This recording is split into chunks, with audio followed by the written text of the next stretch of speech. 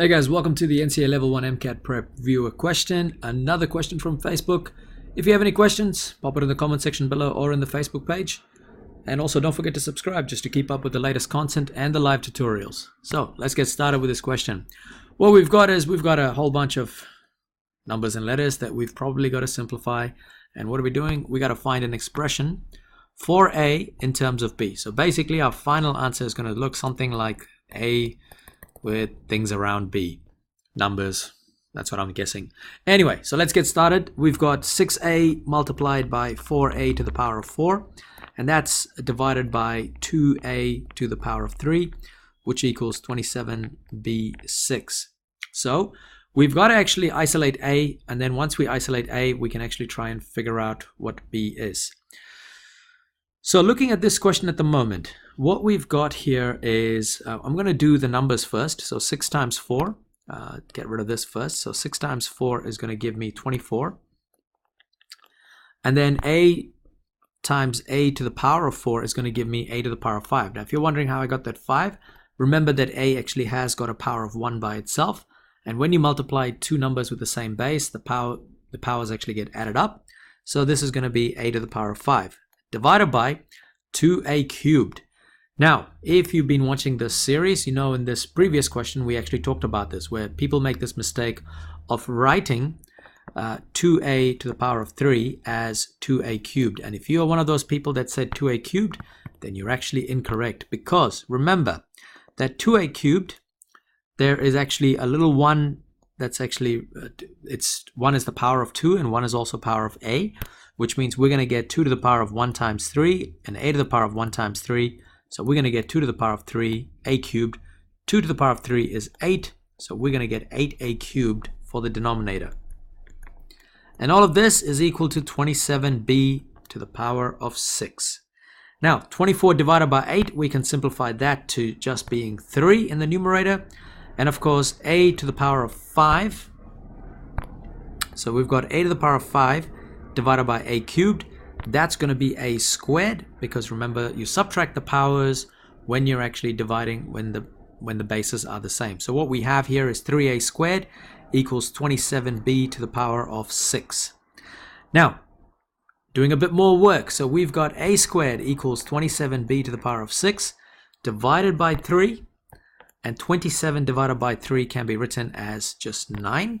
So this A squared is now equal to 9B to the power of 6. Now, remember, our question actually said write A in terms of B. So we've got A squared equals 9B6, which means A equals to square root of 9B6. Now, looking at this question, I would probably say you probably need to do this one more step, because you can actually do square root of 9, which equals to 3. And square root of B to the power of 6 is B to the power of 3. Now you might be wondering, whoa, how the hell did that happen? Well, think about it like this, right? When we actually do square numbers, so if we do 25, you want to take square root of that, it's going to be 5 times 5. So if we do square root of 9, we're actually going to be looking at 3 times 3. And if you look at square root of B to the power of 6, we're looking for B to the power of something, but remember those powers get actually added up, but the powers have to be the same. And so the way you do that is you just go 6 divided by 2, which is going to be B3 and B3. So if you go B3 times B3, you get B6, which means square root of B6 is equal to B cubed. So throwing another example out there, if you say, for example, you have B to the power of 10 and you want to find out what the square root of B to the power of 10 is, then that would be 10 divided by 2 is 5. And as you can see, you'd get B to the power of 5 times 5, which is, 5 plus 5, which is 10. So if you want to square root a power, then all you got to do is just divide it by 2. So in this case, square root of 9B6 ends up being 3B3. So this is our final answer. We've actually written A in terms of B. Now I know some of you might still be a bit skeptical about it.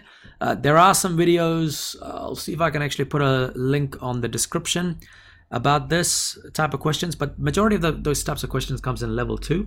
So I guess, forget about it. I'm just going to show you a couple of examples. So say, for example, you have 25a to the power of 8 and you want to take square root. then what you do is you got square root of 25, which is 5, and then you're going to have a half of 8 is 4. That's basically it. That's all the square root does. So if you look at another example, let's do 16x to the power of 12. Then this would equal square root of 16 is 4, and then half of 12 is 6. So that's basically it. Yeah, you don't need to go watch a whole video for that. All right, guys, that's basically it for this short little question here.